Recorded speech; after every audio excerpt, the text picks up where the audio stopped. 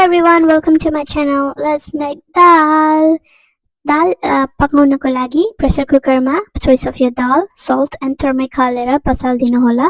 त्यसपछि एउटा प्यान लिएर त्यसमा ओइल हालेर ड्राई रेड चिली अनि cumin, mustard, green chilli and अनियनलाई सबै गर्नुहोस्।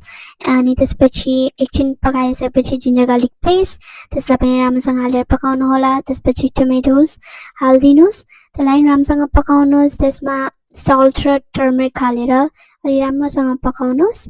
अनि त्यसपछि लाएर जब त्यो टमेटो गलेर पाक्छ त्यसमा हजुरले मरमसला हाल्दिया हुन्छ।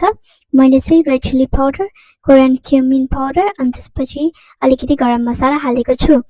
त्यसपछि राम्रोसँग पकाएपछि जब त्यो ओइल माथि माथि आउँछ तब चाहिँ त्यो रेडी भयो भन्ने जस्तै हुन्छ हैन। त्यसपछि उता पाकेको दाललाई लिएर आएर मिक्स गरिदिनुहोस्, राम्रोसँग मिक्स गरिदिनुहोस्। त्यसलाई चाहिँ अलिकति चलाउनु पर्छ हैन, सो द्याट एभ्री कुनामा पुगोस् त्यो मसला भनेर।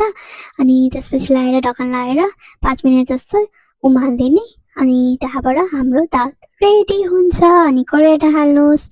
अनि हजुरलाई भातसँग खानुहुन्छ भातसँग नभए रोटीसँग मजासँग खानु होला। Happy cooking, by everyone, thank you.